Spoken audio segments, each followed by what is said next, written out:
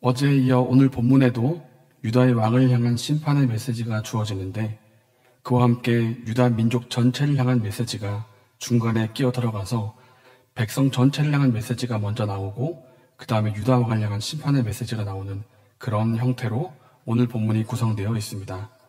20절 말씀입니다. 너는 레바논에 올라 외치며 바산에서 내 소리를 높이며 아바림에서 외치라. 이 20절에 여기서 너라고 지칭되는 것은 유다 민족을 말하는 것인데 백성 전체를 의논하여서 너라고 부른 것입니다.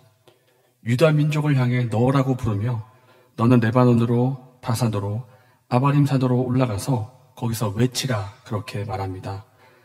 레바논과 바산과 아바림 산으로 올라가서 내가 사랑하는 이를 향해 외치라고 하는데 이것은 비유적인 표현입니다.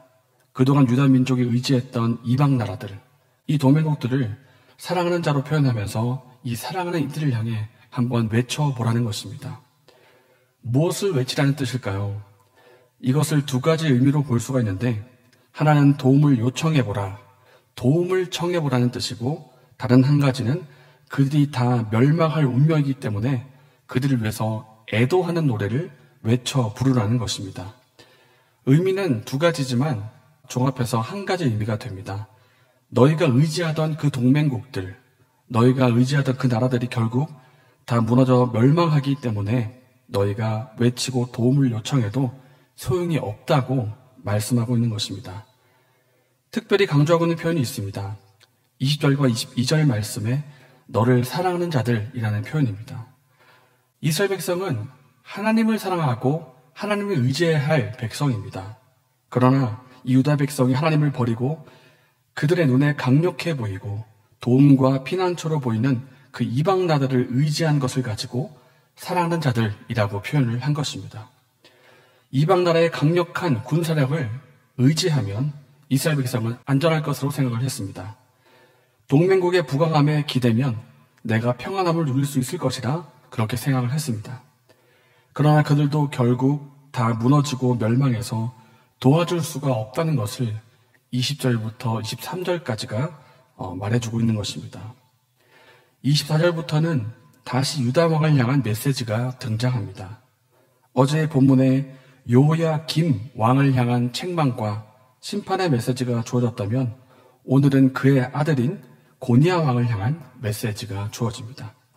이 고니야는 요호야긴으로 불리기도 하는데 아버지가 요호야김이고 그 아들이 여호야긴입니다. 그런데 이 여호야긴 왕은 마치 우리가 어제 살펴본 살룸 왕처럼 단지 3개월 동안만 왕으로 있다가 곧 왕위에서 폐위되고 맙니다. 어제 살펴본 살룸 왕이 이집트에 의해서 폐위가 되었다면 오늘 여호야긴 왕은 바벨론에 의해서 폐위가 됩니다. 그리고 그는 바벨론의 포로로 끌려가서 고국으로 돌아오질 못하고 거기서 생을 마감하게 됩니다. 그 내용이 26절 말씀에 나옵니다. 내가 너와 너를 낳은 어머니를 너희가 나지 아니한 다른 지방으로 쫓아내리니 너희가 거기에서 죽으리라. 여호야긴 왕이 이렇게 된 이유는 분명합니다. 살룸 왕이 그러했듯이 하나님 보시기에 악을 행했기 때문입니다. 그래서 여호야긴은 실제로 바벨론의 포로가 되었고 여기에 더하여 그의 어머니도 그의 신복들도 다 포로로 잡혀가게 됩니다. 그래서 오늘 본문 전체의 분위기를 보면 의지하고 기댔던 모든 것들이 무너지고 사라지는 것을 보여줍니다. 이스라엘 백성들이 이방 나라와 우상과 동맹국을 의지했지만 결국 그들이 멸망하고 또 이스라엘 백성이 왕과 지도자에게 무언가 기대를 했지만 오히려 그들이 악을 행하며 백성들을 환난에 처하게 만듭니다. 심지어는 왕위가 폐위되고 왕위를 잃을 자가 없어지기까지 합니다.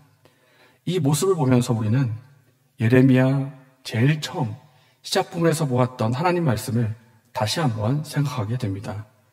내 백성이 두 가지 악을 행하였나니 곧 그들이 생수의 근원되는 나를 버린 것과 스스로 웅덩이를 판 것인데 그것은 그 물을 가두지 못할 터진 웅덩이들이니라.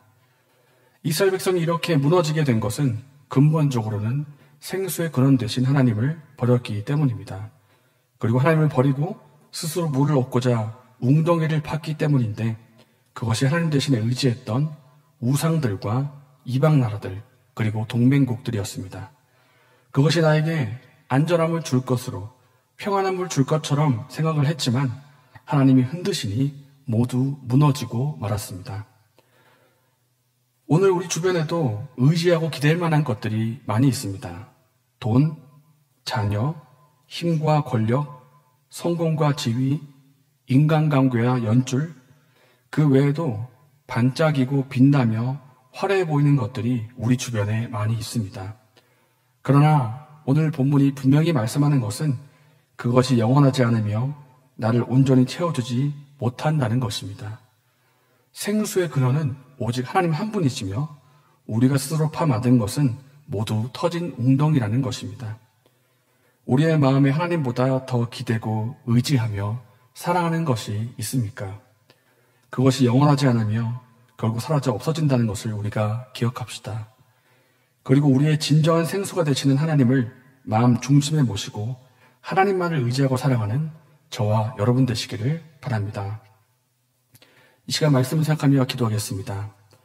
오직 하나님 한 분만이 우리의 진정한 생수가 되신다는 것을 믿게 해주시고 우리의 마음에 하나님보다 더 의지하고 사랑했던 것이 있다면 그것을 내려놓게 하여 주시옵소서. 하나님 안에서 체험을 받으며 하나님 안에서 만족을 누리는 우리가 되게 해달라고 이렇게 기도하시고 내일의 예배를 위해서 기도하시고 개인적인 제목으로 기도하신 후에 자유롭게 돌아가시겠습니다.